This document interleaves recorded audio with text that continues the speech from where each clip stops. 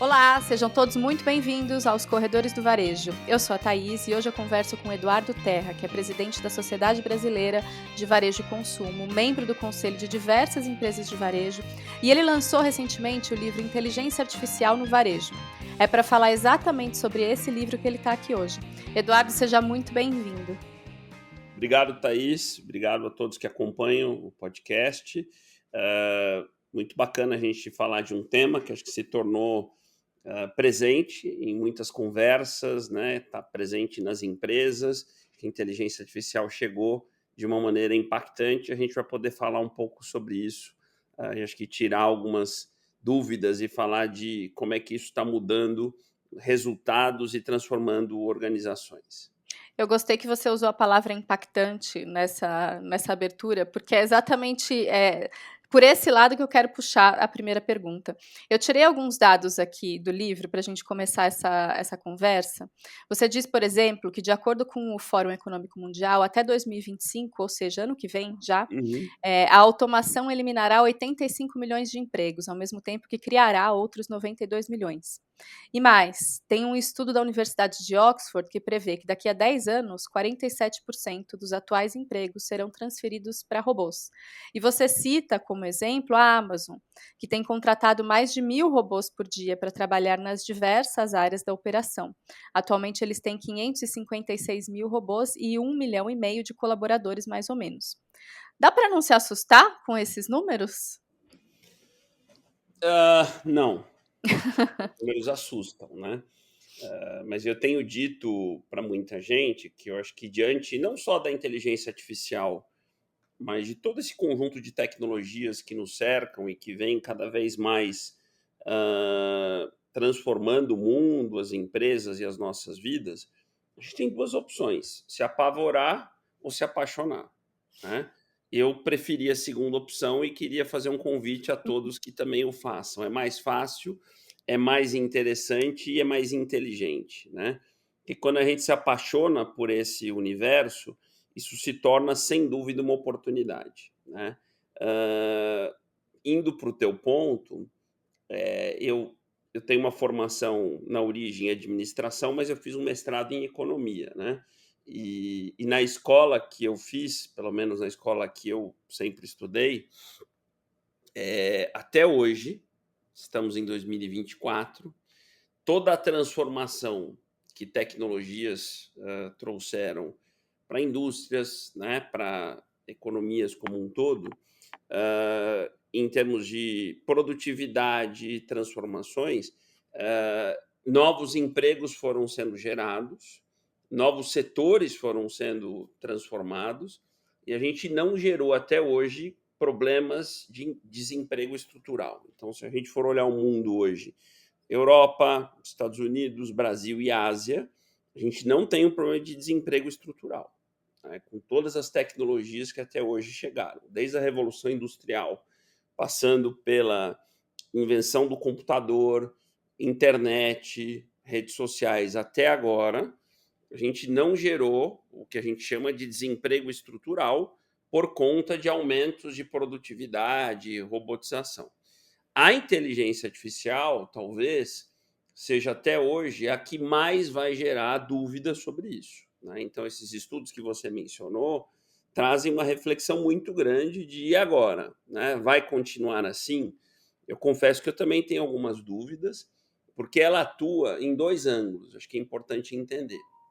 Existe um primeiro ângulo onde tudo fica mais inteligente, então a gente elimina desperdícios, a gente torna os processos das empresas muito mais inteligentes, fazendo com que algo que era feito por pessoas, né, não seja mais feito por pessoas, né? Os tais bots, por exemplo, né, acabam sendo feitos de um jeito diferente. Eu vou dar um exemplo muito na área do que a gente está conversando aqui. Eu tive recentemente na China e lá eu vi a inteligência artificial criando campos de pesquisa virtuais. O que quer dizer isso na prática, né? Pesquisa de varejo, pesquisa de Pesquisa mercado? de campo, pesquisa de mercado, né? Você imagina que numa pesquisa tradicional de mercado, você tem lá uma amostra, de Uhum. 2.000 consumidores. Esses 2.000 consumidores precisam existir, certo? Uhum. Então sou eu, você, a gente é parte de um perfil e a gente vai responder uma pesquisa para que uma determinada empresa entenda, né, como é que a gente é, o que, que a gente acha de uma determinada coisa. Já existem modelos onde a IA cria 2.000 pessoas que não existem, que respondem a uma pesquisa e que ela é exatamente como se fosse um campo. Você imagina a velocidade, a qualidade, Sim, né, com sim, que isso vai acontecer. Imagina agora, de novo, a gente deveria avaliar os efeitos disso em tudo, né? Ah, tem empregos sendo gerados, destruídos, como é que agora que isso se torna um processo mais rápido, mais eficiente, que eu consigo fazer mais pesquisas de um jeito mais inteligente, eu não tenho, eu só estou dando um pequeno exemplo, sim. né, de como é que IA vai transformar um pedaço de uma indústria. Para citar um outro caso, em marketing, né? Até ontem, né, para a gente fazer um post, né, numa rede social, você precisaria quase de um redator formado, né, para fazer um por um. Hoje a gente está usando a inteligência artificial generativa, por exemplo, o ChatGPT, um Gemini, né? Você tem vários que faz isso muito melhor, muito mais rápido. Então, às vezes, o que se tinha 10 pessoas fazendo, você consegue ter uma pessoa revisando, e a gente tem visto muitas vezes com mais qualidade e com mais produtividade. Então, de novo, para a gente concluir, a gente vai diminuir a quantidade de gente fazendo as mesmas coisas. Agora, o que não se sabe é, nós vamos gerar novas indústrias, novos setores, a economia vai ganhar uma outra dimensão, é difícil falar, é difícil saber, ou nós vamos ter que ter para 40%, 50% da massa hoje, né, a mão de obra que hoje está alocada, nós vamos ter que distribuir renda. Essa é uma reflexão que está sendo feita, ainda é muito cedo, mas que por uma perspectiva de 10 anos ela vai ter que acontecer. A gente está no meio do processo, né, aprendendo como lidar com ele, assim, Exato. descobrindo como lidar com ele. Mas eu gostei do começo da sua fala de que não adianta, ou você vai contra ou você abraça Isso, e exatamente. tenta surfar nessa onda, porque não adianta ir contra algo que já tá existe, já está posto, já está acontecendo, né, é bater cabeça na parede, É no isso fim. aí. Não adianta nada. Agora, não adianta nada, e aí você fica para trás mesmo, né, se você não abraçar e não entender como melhorar ou como adaptar a sua atividade profissional àquilo, aí realmente você vai ficar para trás. Agora eu queria dar um passo atrás, porque você começa o livro falando um pouco sobre as origens da inteligência artificial. Isso, Parece, legal. para um desavisado, que o negócio aconteceu agora, no, Não. no último ano, e não é, né? É um processo que já vem andando, já vem sendo desenvolvido há bastante tempo. Você pode contar um pouquinho a história da inteligência artificial, desde quando ela vem sendo Isso é desenvolvida e como muito é que a legal. gente chegou onde a gente está hoje? Costumo dizer que essa parte eu não esqueço, porque ela tem a mesma idade do meu pai, né. Hum, Meu pai e minha mãe, na verdade, são do mesmo ano, 1950.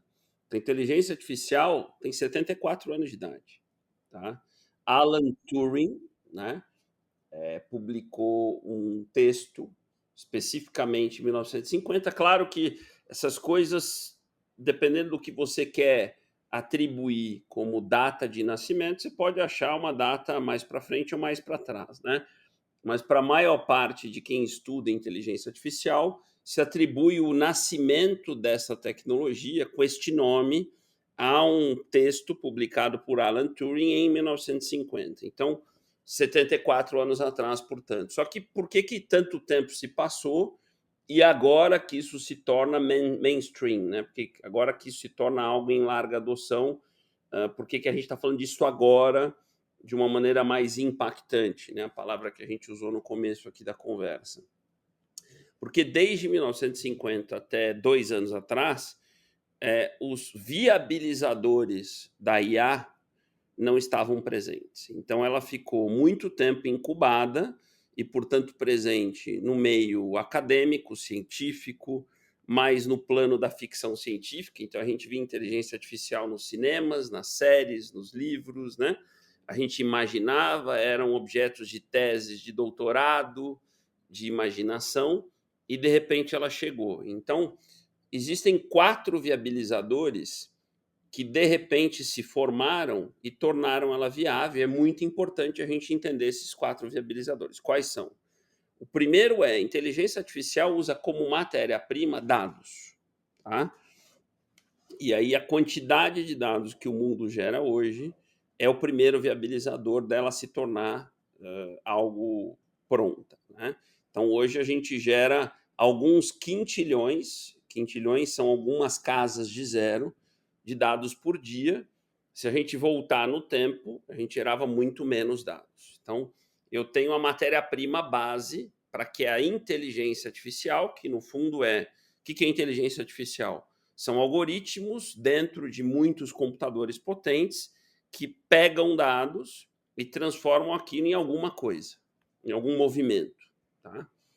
Inteligente. Então, dados. Segundo, esses mesmos dados, até ontem, né, forma de expressão, você não conseguia guardar, era muito caro guardar esses dados. Então, para você ter uma ideia, em 1970, então 20 anos de idade da IA, né, para você guardar 1 megabyte, custava $1 milhão. E era um prédio. Então era impossível pensar em IA, porque mesmo que você tinha o dado, ele era muito caro de armazenar. Então, mesmo que imagina que eu tivesse muito dado, né, não era viável tecnicamente nem economicamente. Hoje, com a nuvem, né, a cloud, cada dia mais está tecnicamente viável e economicamente viável guardar esses dados. Então, esse é o segundo viabilizador. O terceiro é circular o dado. Então, imagina que um dado do ponto A para o ponto B, você precisa fazer chegar.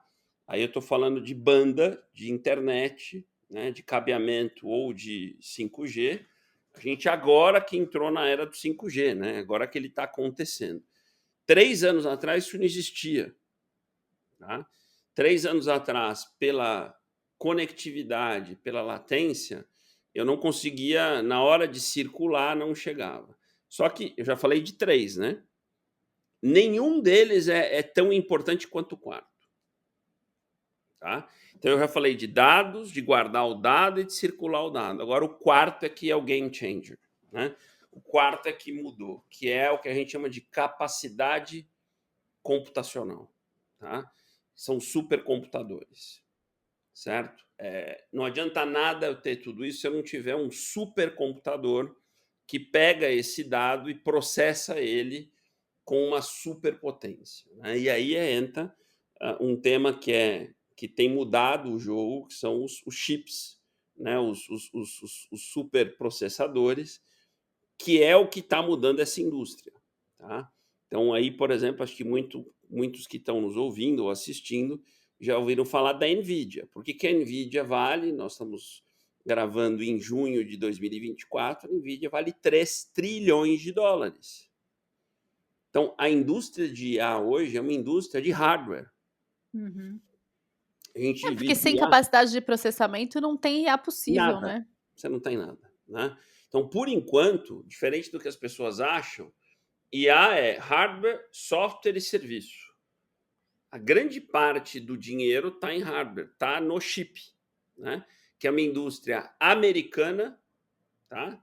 De super chips, que apesar de serem fabricados em Taiwan, né? Que é China, né? Ou não é China, né? Depende de como é que você quer avaliar. O know-how, a tecnologia americana. Então, são esses, e a história da NVIDIA é incrível, né? Porque a NVIDIA, para quem não sabe, ela nasce fabricando os chips de placas de vídeo. Né? Então, se a gente voltar 10 anos no tempo, um computador ele tinha um processador Intel ou AMD, né? E tinha lá um chip da NVIDIA processando o vídeo. Curiosamente, Intel, o fundador da Intel é um camarada chamado Moore, né? Que criou a lei de Moore. Não sei se alguém já ouviu da Não lei de sabia Moore. disso. É do É, fundador da é o fundador Intel? da Intel. Né? Ai. E a NVIDIA quebrou a lei de Moore.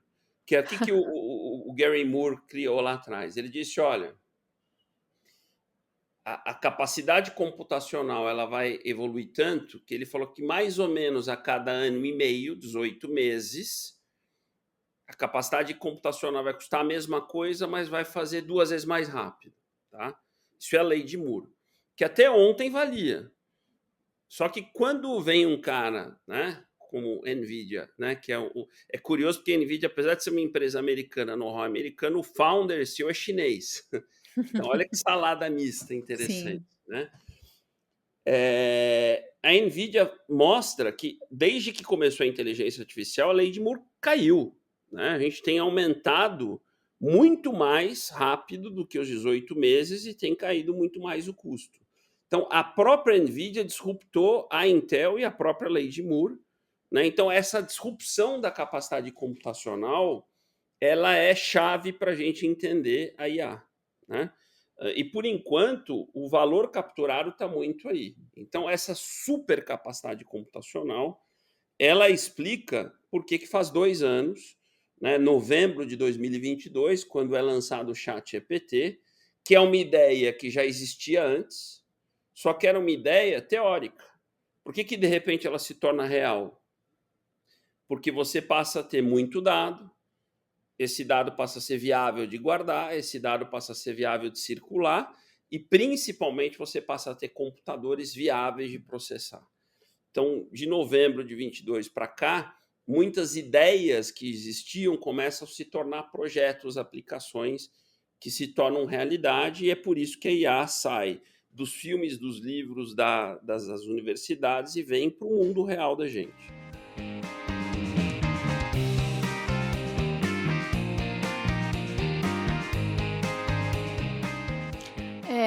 Eu queria te fazer 2 perguntas. Vamos começar falando sobre, na verdade, eu vou pegar o gancho no que você disse. Do jeito como você contou essa história, a IA é um processo que vem evoluindo aos poucos, né. O fato de ser esse processo, e esse processo está muito ligado a hardware, a um desenvolvimento tecnológico nosso, você acha que é isso que garante que a IA não vai ser só mais um modismo passageiro, como foi um metaverso, por exemplo? Ou quais outros fatores garantem que é preciso prestar atenção ao desenvolvimento da inteligência artificial e incorporá-la ao seu negócio, e não olhar com certo ceticismo achando que isso vai ser só mais um modismo? Perfeito. Tem coisas que a gente tem dúvida, tem coisas que a gente tem uma convicção visceral. Né? E eu faço sempre questão de dividir isso com quem eu converso. Nessa tua pergunta, eu tenho convicção visceral. Né? Eu tenho certeza absoluta que é completamente diferente de temas como o metaverso ou qualquer outro, né? Que vieram num tom de tendência, de modismo e passaram. Né? Claro que existe hoje um buzz, né? Existe o efeito novidade, mas a inteligência e que as pessoas não conhecem, mas a inteligência artificial veio para ficar, né? Como lá atrás chegou a internet, que era na época desconhecida, não é que a internet passou, ela veio e ficou, Uhum. né? Então, para muita gente, a revolução da inteligência artificial ela traz um efeito transformador maior do que foi o efeito transformador da internet algumas décadas atrás. Tá? Então, e por quê? Né? Não adianta só eu defender aqui, E não explicar. explicar, né? Porque ela já, em muito pouco tempo, está gerando transformações de curtíssimo prazo gigantescas, né? Em todos os setores e de forma muito rápida. Então, se a gente for pegar uma empresa, e não é só a empresa que ela muda governo, ela muda a vida da gente, ela muda um monte de coisas. Mas numa empresa, que acho que é legal da gente falar, ela mexe em todas as linhas. Ela aumenta a receita, ela melhora a margem, ela reduz todas as despesas e, portanto, ela melhora o resultado. Né? E tem uma característica, Thaís, que acho que é fantástica, que é e inteligência artificial é uma tecnologia das mais democráticas que eu já vi. Uma assinatura de chat GPT custa menos de $100. E ela resolve um monte de coisas para uma empresa. Né? Ela é democrática no custo da ferramenta, ela ainda não é democrática no conhecimento. Acho que esse é um ponto.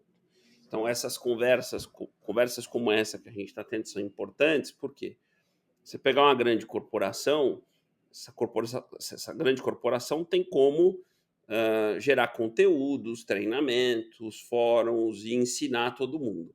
Você pegar uma empresa pequena e média, tem muita gente perdida, achando que não é para ele, achando que isso é viagem, achando que isso não funciona, e aí é que está o perigo, porque não é verdade. Né? Então, e diferente de outras coisas, quando você entende o que é, para o que serve e vai ver quanto custa, você toma um susto. Não tem nada muito caro em IA. Né? As ferramentas são relativamente baratas de se usar. Existem algumas questões de como é que você integra, enfim, mas acho que isso é a mágica. Né? E o mais bacana é que é resultado imediato. Não é nada que você fala assim, pô, vou começar a usar agora para em 2030 colher algum fruto. Então, por isso que eu acho que é revolucionário e vai transformar. Tem a questão é saber usar, né. O acesso é Sem dúvida, democrático, mas acho que sem dúvida. saber usar, Aí pouca aí gente é um está outro sabendo. capítulo, É pouca isso. gente está sabendo. A Aí gente nós chega lá. estamos no início. Aí pouca gente sabe usar. E aí acho que tem a ver com capacitação, desenvolvimento de soft skills ou mesmo treinamento técnico, a gente vai chegar lá nessa conversa. Tá bom. Só que antes de chegar lá, eu queria só voltar de novo, dar um passo para trás, para a gente esclarecer 2 conceitos que são diferentes, mas que se misturam nas divulgações. Inteligência artificial é uma coisa, inteligência artificial generativa, cujo principal exemplo é o ChatGPT, que acho que é o mais popular, é outra. Queria te Isso. pedir para, por favor, esclarecer esses 2 conceitos para a gente, de novo, colocar todo mundo na mesma página. Excelente. Tá? Vamos lá. Se a gente for explicar de um jeito simples, tá? Se a gente for olhar o todo, inteligência artificial nada mais é do que o uso de computadores de grande potência que, usando bases de dados, né, e algoritmos nada mais são do que aplicação de estatística de ponta, né, trazem respostas, modelos e automatizam alguns processos, fazendo com que você faça coisas de formas mais inteligentes do que você fazia. Tá? Agora, existem classificações de fazer isso. Então, por exemplo, o Waze é uma espécie de inteligência artificial. Então, só para dar um exemplo de que isso não chegou ontem. Né? Uhum. Agora, novas categorias foram surgindo e se aproximando mais do nosso dia a dia e se materializando. Né? Então, vou dar um outro exemplo. O algoritmo que faz com que a hora que a gente abre o TikTok, o Instagram, e perceba que aquilo está muito gostoso de se ver, porque só aparece coisa que eu gosto, enfim, também é inteligência artificial, tá? E que não é a generativa. O algoritmo que faz com que o catálogo da Netflix ou da Amazon Prime, né, fique aparecendo filmes que têm a relação com o que eu gosto, também é inteligência artificial. Ainda não é generativa. Aí, quando eu falo da generativa, que usa linguagens, né? E essa linguagem pode ser texto, pode ser vídeo, pode ser imagem, né? Que é o que a gente chama que é uma categoria que a gente chama de LLM, né? Que é o que a gente chama de linguagem natural, né? A gente fala, por exemplo, do ChatGPT, né? Que é o mais famoso, né? Da OpenAI ou Gemini hoje do Google. Aí é um pouco diferente. Né? Então, você falou um ponto que é importante: nem tudo é inteligência artificial generativa, mas muito do que tornou a inteligência artificial mais próxima da gente é. E aí, a inteligência artificial generativa nada mais é do que uma interface de linguagem natural com a gente. Então, é quando eu converso com a inteligência artificial, e aí é que entra a história do treinamento. Então, já a gente vai falar do que, por exemplo, está se chamando da engenharia de prompt. Né? O que é engenharia de prompt? Eu abrir aquela barrinha do ChatGPT ou do Gemini ou de qualquer outra e saber conversar com o modelo. Então, do outro lado, tem a inteligência artificial generativa, que é o modelo, que está lá na nuvem, atrás de um supercomputador. Só que se eu não souber acessar, ou souber acessar mal, eu gosto muito dessa palavra, então imagina o seguinte, eu preciso usar aquilo para melhorar, por exemplo, o meu e-commerce. Eu preciso fazer isso para melhorar a minha presença nas redes sociais. Vamos dar 2 casos de uso que acho que muita gente tem. Tá? Eu posso fazer isso bem ou mal, eu posso fazer isso mais rápido ou mais devagar. Dependendo da minha habilidade de interagir com o ChatGPT ou com o Gemini, eu vou ter um resultado, eu vou ter outro. Então, o que o treinamento de engenheiro, de engenharia de prompt vai me dar? Ele vai me ensinar a conversar com o modelo. O que eu escrevo, como eu escrevo. E aí eu recentemente fiz um curso com os maiores especialistas de engenharia de prompt americano, e ele falou assim, 80% do treinamento de engenharia de prompt é inglês. Se eu for usar o inglês ou português, né? A pessoa precisa ser fluente no idioma. Se eu escrever errado, se eu não tiver domínio do idioma que eu quero interagir, esquece, né? E aí existe todo o contextual que eu quero colocar. Então imagina que eu pegar um exemplo muito simples. Imagina que eu seja um influencer nas redes sociais sobre vinhos, né? E eu quero potencializar isso. Então eu vou lá no ChatGPT e quero melhorar isso. Eu preciso dominar vinho, preciso dominar o idioma que eu estou usando, vamos supor que seja inglês ou português, e eu preciso saber fazer os contextos. Então, o que isso quer dizer? O ChatGPT vai me ajudar na qualidade dos textos que eu posto. Ele vai me ensinar que no TikTok se escreve de um jeito, que no Instagram se escreve do outro, que no Facebook é do outro. Ele vai me ensinar a frequência, ele vai me ensinar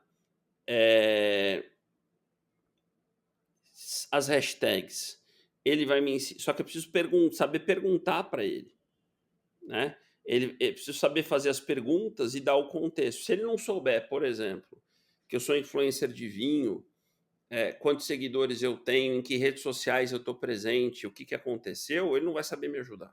Imagina o seguinte, que nem eu ir no médico e não falar o que eu estou sentindo. Ele não vai conseguir me ajudar. O ChatGPT é um médico. Se eu não der para ele o contexto correto, as respostas vão vir erradas.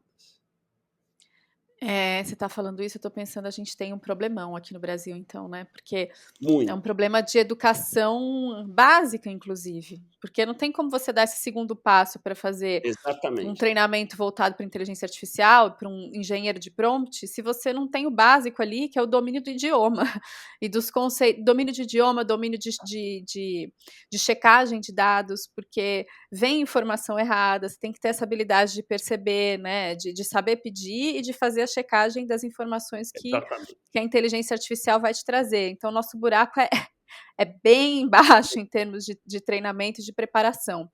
E esse é um outro assunto que eu queria trazer, que eu ia trazer só mais para frente, mas eu vou aproveitar esse gancho e vou antecipar, que é em relação às competências que a gente tem que desenvolver, como aí eu estou pensando profissionais, para a gente conseguir surfar nessa onda. Porque quando a gente pensa em inteligência artificial generativa, eu vejo de duas formas, né? Tem a questão das organizações se prepararem, Isso. reverem seus negócios, reverem a forma de atuar, pensarem como que elas vão incorporar a inteligência artificial no dia a dia, nos negócios delas. E tem uma decisão individual do profissional de preparação, de treinamento, de rever a própria carreira, de repensar a própria carreira. Eu estava num evento essa semana, um evento desses de discussão sobre o que aconteceu na SXSW, no próprio Web Summit do Rio, e aí a pessoa trouxe um dado de que essa geração que hoje está no ensino médio, ela provavelmente vai ter 5 carreiras ao longo da vida, que é uma coisa que para nós já é Carreiras não empregos, né? carreiras, não são empregos, são carreiras, né? Se você pensar, vou falar aqui na geração do meu pai, lá atrás, em que você se formava numa profissão e você ficava naquela empresa o resto da vida, para essa geração, a nossa geração atual que muda de emprego já é disruptiva. Agora, para a nossa geração, pensar em 5 carreiras é um negócio, né? A gente teve até pouco tempo atrás aquela discussão de uma moça que foi entrar para fazer, acho que fonoaudiologia, com 40 anos na universidade, foi super hostilizada pelas colegas. Se a gente está falando que as pessoas vão ter 5 carreiras, isso vai ser uma coisa muito normal daqui para frente, você entrar e voltar para estudar. Então, tem aí, eu acho, uma questão do profissional repensar a sua relação com as suas carreiras, repensar o seu treinamento, né? E a sua capacitação para lidar com isso. E é nesse ponto que eu queria entrar com você. Assim, você fala um pouco sobre isso no livro. Quais você acha que são Sim, as competências que a gente tem que desenvolver já hoje, né? Não estou nem pensando nessa geração que vai ter 5 excelente carreiras, mas pergunta. hoje, para a gente conseguir abraçar a inteligência artificial. Aliás, acho que a gente falou muito do livro, né? Acho que o livro foi uma maneira que eu encontrei, é o meu terceiro livro. Eu falo que o livro é a melhor maneira da gente aprender, né? Ele nos força a estudar, a pesquisar, esse é essa é uma parte importante do livro, que acho que assim, que competências a gente deveria trabalhar para olhar para a inteligência artificial como oportunidade, né? E especificamente na generativa, né? Eu percebi exatamente isso. Quer dizer, primeiro que a gente olha esse ponto do repertório, primeiro, né? Quer dizer, imagina que não adianta um exemplo que até esse treinamento que eu fiz recente, ele dá um exemplo que é o seguinte: não adianta eu querer. Imagina que a Boeing está querendo usar a inteligência artificial generativa na sua área de manutenção, né? Eu posso pegar o melhor engenheiro de prompt do mundo, se ele não tiver repertório de manutenção de avião, ele não vai funcionar. Então, eu preciso pegar um bom cara que tenha repertório de manutenção de avião e dar a engenharia de prompt para ele. Então, o repertório técnico, ele continua sendo importante, porque é o repertório técnico mais a engenharia de prompt que vai dar uma boa conversa com o modelo. Então, acho que essa é uma boa notícia, que são pessoas de carreira brilhante em algumas áreas, que vão ter boas interações com os modelos, desde que saibam interagir com os modelos. Então, repertório. Segundo, é preciso saber fazer perguntas, porque basicamente a interação com os modelos se dá em forma de perguntas, perguntas de contexto, né? Se eu não souber perguntar, eu não vou ter boas respostas, tá? Então, acho que essa é uma segunda competência, né? O terceiro, né, eu preciso saber falar bem os idiomas. E isso parece básico, né? Mas, de novo, é uma Não competência é? que assim, não deixou de ser importante, né? A gente acha que a inteligência artificial. Tem gente que fala assim: ah, eu não preciso mais aprender porque. Não, tá errado. Né? Você quer ser engolido por ela? Ok, então você não precisa aprender mais inglês, tal, ou você quer liderar ela, são coisas diferentes. Uhum. Eu quero liderar a inteligência artificial, quero que ela seja o meu copiloto, eu não quero ser pilotada por ela. Então eu preciso dominar essas questões, tá? Então aqui tem um aspecto importante. E curiosidade, né? Acho que a curiosidade é o motor de você ir navegando, né? E querendo ou não, né? Eu vivi a minha primeira carreira, estou na minha segunda carreira, né? Terceira, quarta, eu diria, né? Porque eu estou voltando lá para os meus 15 anos de idade, né? Tá à frente do seu tempo, então, já Pois é. com 4 carreiras. Não, pouca gente sabe, mas a primeira carreira foi de DJ, né? Fui 4 anos de DJ, depois eu fui varejista por um curto período, depois eu vivi uma carreira acadêmica e hoje eu tenho uma carreira de membro de conselho de administração e entre outras, não tinha nem parado para pensar nisso, estou na minha quarta carreira, né? Eu vivi dos meus 23 aos 39 anos a carreira acadêmica e eu confesso que eu saí frustrado e continuo um pouco frustrado com esse mundo acadêmico, que eu acho importante, ter um certo estágio da vida, mas o que eu percebi é que temas como esse da inteligência artificial, que ganha uma aceleração muito grande em termos de desenvolvimento, acabam saindo da universidade. Então, onde é que a gente aprende essas coisas? Né? Onde é que está esse conhecimento? Então, por exemplo, vou dar um exemplo por mim. Onde é que eu consumo esse conhecimento? Muito em alguns pontos de ponta, né? Em podcasts, em alguns vídeos, em algumas pessoas que estão estudando isso de um jeito diferente. Então, o que eu quero dizer é que muitas vezes essas competências, que foi a origem da tua pergunta, a gente acaba consumindo de um jeito diferente do que eram 30 anos atrás, onde você fazia uma graduação sobre o tema, né? Uhum. Ou uma pós-graduação sobre esse tema. Então, o desenvolvimento dessas competências de IA, elas se dão de um jeito um pouquinho mais caótico e um pouquinho mais nesse aspecto que eu falei da curiosidade, de você ir escalando, né? Por exemplo, eu estou agora há 1 ano e pouquinho mergulhado nessa minha jornada de estudar inteligência artificial. Eu diria que 80% do que eu estudei foi cavando coisas em lugares pouco prováveis de achar, que formaram aquilo que eu aprendi sobre inteligência artificial.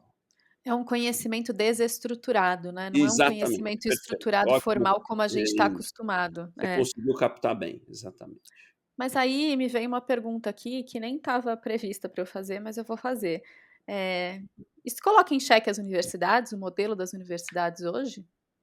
Então, eu tenho pensado muito nisso. Eu acho que, por uma parte da educação, não. Aí eu costumo dizer o seguinte: até a faculdade, eu acho que é importante aquele ensino. Claro que as faculdades têm que se modernizar, tem que falar de IA, tal, mas acho que isso, a formação básica, acho que ela é importante. A Porque tem a ver com formação. o repertório, né, que a gente estava Isso, falando no perfeito. começo dessa conversa. Ótimo ponto. Tem a ver com os fundamentals, né? Com entender matemática, português, inglês, modelos mentais, né, estatística. Isso não mudou, tá? Isso não termina no segundo grau, isso termina na faculdade, né? Uhum. Eu sempre falo, inclusive para os meus filhos, que a educação não termina no segundo, termina na faculdade. E faculdade não é profissão, tá? E a escola é mais importante que o curso, tá?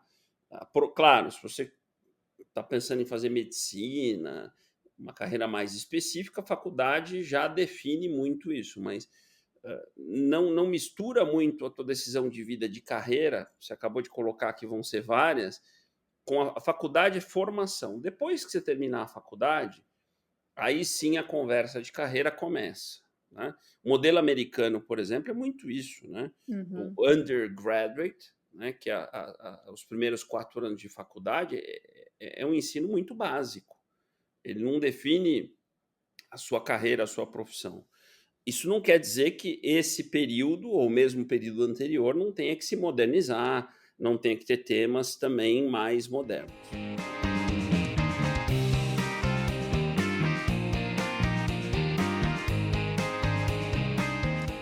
Vamos mudar um pouco o rumo da conversa e entrar Vamos, especificamente no varejo? Você vamos. traz alguns exemplos interessantes de aplicação de inteligência artificial no varejo hoje, e eu queria ir por aí, assim, o que que você já tem visto que tem sido aplicado e qual que é o potencial que você vê para a inteligência artificial transformando o varejo hoje? Perfeito. Eu diria o seguinte: se a gente for pegar os grandes problemas, os grandes desafios, as grandes oportunidades do varejo, a IA está em todas elas, né? Chegou mais rápida em algumas áreas, então, por exemplo, atendimento ao cliente, né? O antigo saque, que foi se digitalizando, virou e-mail, depois virou chat, aí chegou muito rápido, né? Você consegue digitalizar, automatizar nas URAs, nos bots, isso não é só varejo, os bancos, enfim. Esse é um Posso fazer exemplo. um parêntese em relação a Claro. isso? Porque eu acho que esse é o exemplo mais comum, mais fácil da gente ver Isso, aplicado, perfeito. mas que ainda assim tem uma disparidade muito grande entre quem sabe fazer e quem faz mal feito, né. 100% de acordo.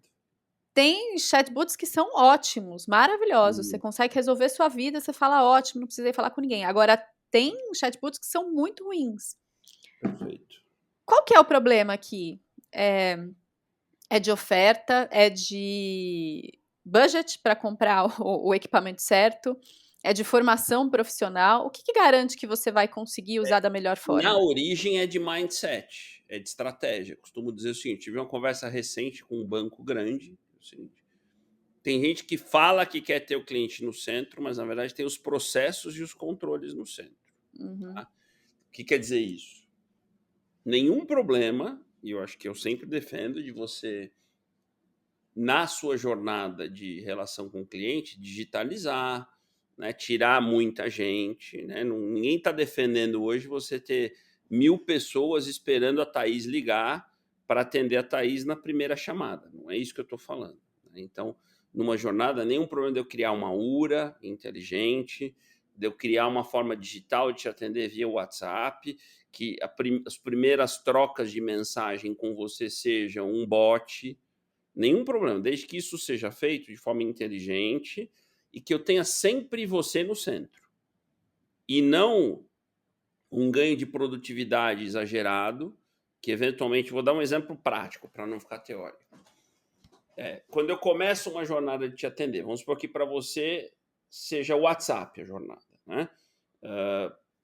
Para uma outra pessoa, ela quer falar no telefone. Para uma outra pessoa, enfim, eu preciso sempre ter as jornadas múltiplas. Vamos supor que no WhatsApp, os primeiros movimentos, nenhum problema que seja um bot. O que é um bot? É um algoritmo que vai te responder. Eu não preciso ter alguém respondendo. Só que eu preciso sempre ter ali uma inteligência entendendo se a partir da segunda ou da terceira, a Thaís está querendo falar com alguém. Não está Uhum. funcionando ali. Né?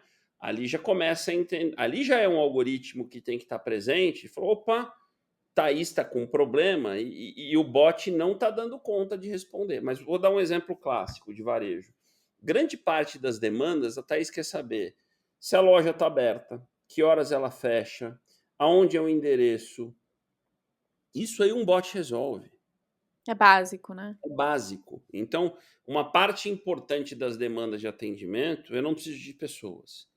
Outra parte eu preciso. Então, essa inteligência eu preciso estar presente. Tá? Mas tendo sempre como o protagonista um mindset que é o cliente no centro e não o custo do processo no centro. Tá? É Uhum. aí que muitas vezes está o erro.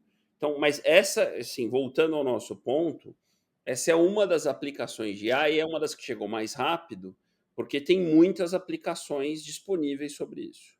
E o ganho é muito grande, porque você tira muita gente do processo, vem as economias e aí muita gente acaba fazendo. Mas não para aí. Né? Você perguntar para mim, Eduardo, onde está, na tua visão, em 5 anos, o maior ganho de inteligência artificial no varejo? Eu falei em 2 áreas. Precificação, você colocar inteligência no pricing. Vou dar um exemplo. Um supermercado trabalha com 20 mil itens, em média. É impossível, né, você precificar de uma forma inteligente 20 mil itens que mudam todos os dias, né, a Uhum. lógica. Né? Precificar de forma inteligente quer dizer que nos itens que são mais ali que a gente chama de curva A, né, que são os que mais vendem, que são os mais combativos, você está sempre competitivo em relação aos concorrentes. Então, isso demanda pesquisa, acompanhamento, monitoramento e, portanto, sempre ajuste. Isso é diário. E naqueles itens que vendem menos, talvez eu consiga cobrar um pouco mais caro e, portanto, garantir a minha margem. É impossível fazer isso sem muita tecnologia. Então, esse é um exemplo. E o segundo é o que a gente chama de S&OP, que é todo o processo de sales planning e compras. Né? Então, é todo o processo de previsão, compras, abastecimento, que envolve estoque e rupturas. Então, o varejo sofre muito com gestão de estoques e rupturas. E aí, os algoritmos, né, que vão definir melhor o que comprar, quando comprar, quanto comprar, vão ajudar demais a cadeia e tornar essa cadeia que envolve desde lá matéria-prima, fornecedor, varejo, loja, esse processo ser muito mais inteligente, para que a gente tenha estoques mais inteligentes, faltando menos produto. Todo mundo aqui que está ouvindo é, muitas vezes, ou profissional de mercado ou consumidor. A gente vê a quantidade de lojas que tem itens faltando ou estoques em Uhum. excesso. Então, aqui tem muita gordura. Então, nesta área, eu vejo a inteligência. E isso nem começou. Tá? Esse é um tema diferente do atendimento ao cliente que está adiantado. Aqui está só no início.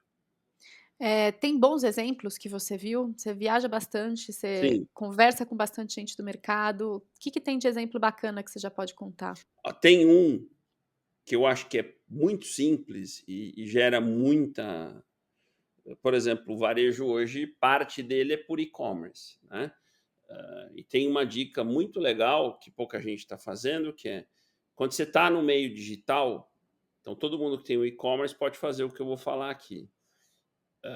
Para você ter uma boa performance e-commerce, você precisa ter, para cada produto que você vende, você pode vender um produto ou 20 mil produtos. Você precisa ter um cadastro de qualidade desse produto, tá? Então imagina que eu vá vender uma, Garrafa de água. uma garrafa de água. Essa garrafa de água tem o que a gente chama de GTIN, que é um cadastro, né, feito pela GS1 Brasil, que é a Associação Brasileira de Automação Comercial, que começa lá com 789, são 13 dígitos. Esse cadastro é único e aquele cadastro dá acesso ao que é aquela garrafa de água, tá? Que foi feita por uma indústria, que tem um rótulo e que tem características. Normalmente, quando você cadastra isso, você puxa esse cadastro, que ou é da indústria ou é de uma empresa, e esse cadastro é pobre, tá? E é isso que você usa para vender no e-commerce, um cadastro fraco, pobre. Quando você diz pobre, é com pouca descrição, Pouca assim, que não diz informação, muito o pouca que que é o descrição, produto. pouca foto, pouco vídeo, é isso aí, tá? É esse teu cadastro que vai ser a sua arma de SEO, certo? De indexação e de conversão. Esse é o ponto. E que todo mundo, quando está no e-commerce, você quer melhorar seu SEO, as suas indexações, você quer melhorar a sua conversão e, portanto, reduzir o que a gente chama de CAC, que é o seu custo de aquisição de cliente. Com uma simples integração desses cadastros com o ChatGPT, e eu estou falando assim, uma assinatura de menos de $100, você vai pegar essa água e vai falar assim, ChatGPT, enriquece esse cadastro, por favor. Aquele cadastro de 4 linhas viram 50 linhas. Então você imagina que a água foi fabricada numa fonte em Poços de Caldas, que é uma cidade que fica em Minas, sul de Minas Gerais, papapá, e esta água é de uma fonte que existe há 112 anos e que tem uma mineralidade, papapá, e aí vem foto, papapá. Então há um enriquecimento desse cadastro para a página daquela água. Simples assim. Este enriquecimento automático. Então, primeira mágica, tá? O que era feito por gente, então as empresas que eu conheço faziam isso com alguns funcionários, você reduz funcionário, primeira coisa. Esse enriquecimento melhora brutalmente a indexação daquele item e imediatamente teu SEO, sua conversão muda na hora, tá? Então, usando inteligência artificial generativa para melhora de cadastro de produto no e-commerce, seu reloginho muda no dia seguinte. Então, você imagina que uma pessoa que está nos ouvindo, que tem um e-commerce de 50 itens, em uma semana, o resultado dela muda da água para o vinho, Brutalmente. brutalmente. Então, é isso que eu gosto, né? Estou falando de pegar um cara pequenininho, com Uhum. custo baixo, e fazer ele voar em uma semana. Aí tem gente que fala assim, mas por que você dá uma dica dessa? Porque primeiro que eu falo que conhecimento é feito para melhorar a vida dos outros, e não para a gente esconder. Né? Sim. Eu sempre pensei assim e vou morrer pensando assim. Né? Segundo, que eu acho que essa é a mágica da inteligência artificial, a gente transformar o mundo, né? A gente fazer Uhum. ele mudar as coisas, sabe? Não para esconder. Não, e também você não deu a receita, né, porque aí para fazer isso a gente volta à nossa conversa Não, não, lá calma, atrás. a Você receita precisa ter treinamento de prompt, você precisa saber sim, perguntar, né, mas a o pior é receita que a receita na é essa. geral tá aí, mas o técnico, assim, Quando eu dou também esse precisa de exemplo, um não, mas pouco. qual é a pegadinha? Como é que é a integração? Não tem pegadinha. É só saber usar. É só saber usar. Eh, no livro tem outros exemplos maravilhosos, de uso de inteligência artificial, mas tem uma coisa que me chamou a atenção, que é o seguinte: você alerta aí, que a gente já está se encaminhando para o final dessa conversa, e eu queria tocar nesse ponto. Você alerta de que inteligência artificial, às vezes, é vista simplesmente como uma ferramenta para diminuir custos. E que isso, de certa forma, foi a leitura que eu fiz, limita bastante Perfeito. as possibilidades. Eu queria que você terminasse essa nossa conversa abrindo o horizonte, a cabeça de quem está aqui nos ouvindo, para que mais serve inteligência artificial, né? Como a gente pode olhar para essa ferramenta de uma forma que não seja só eliminar custos? Qual a visão, qual o olhar que a gente tem que ter sobre ela? Então, vamos pegar esse meu último exemplo, né, do cadastro para e-commerce, né? É um caso de uso que aumenta a receita, né, na veia, você vai vender mais, né? Eu tenho um caso de uma empresa que tinha 400 itens no e-commerce que nunca tinham tido uma venda, que só nessa que são itens de cauda longa, que a gente chama, itens de Uhum. baixo giro. Só nesse processo de enriquecimento do cadastro, os itens começaram a vender. Então, o uso de inteligência artificial, como eu falei no início da nossa conversa, ele atua em todas as linhas. Aumento de venda, melhora de margem, no exemplo que eu dei em precificação, por exemplo, e redução de quase todas as linhas de despesa, seja mão de obra, seja gastos com energia, seja gastos com frete, né? Então, tem oportunidade para todas as linhas de o que a gente chama de um DRE, de um PNL, de uma empresa de varejo ou de qualquer outro setor. É uma questão de mudança de mindset, né? E de priorização, claro, você não consegue falar assim, eu vou abrir 32 frentes de IA, né? Você precisa focar. Então, a minha sugestão é, né, até para a gente ir nessa fase de conclusão aqui da conversa.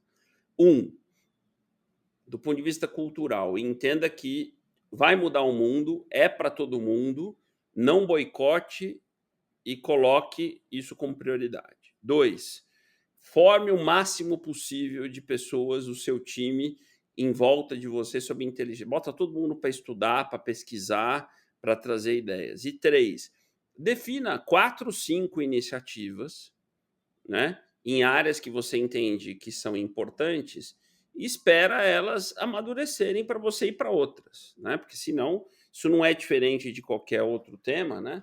Mas assim, elege algumas, faça começo, meio e fim, depois que elas estiverem funcionando, você vai para as próximas, que senão você vai se afogar ou vai se perder. Bom, com essa receita de bolo, então, eu encerro esse papo, querendo fazer mais umas 20 perguntas, mas sem tempo para isso. Foi muito legal essa nossa conversa, eu acho que, ajuda as pessoas, primeiro, a contextualizar, a entender exatamente do que a gente está falando, porque, como todo tema novo, todo mundo fala um monte de coisa e é difícil você entender o que efetivamente, o que é um conhecimento de qualidade, o que é gente falando sem saber o que está falando. Então, acho que essa Perfeito. conversa foi muito rica, no sentido de embasamento mesmo, da gente entender de verdade do que a gente está falando. E foi muito rica porque você trouxe exemplos práticos. Quem quiser entender mais, se aprofundar, eu convido para comprar, ler o livro do Eduardo, que está maravilhoso, tem muitos exemplos, eu tenho certeza que vai ajudar muita gente.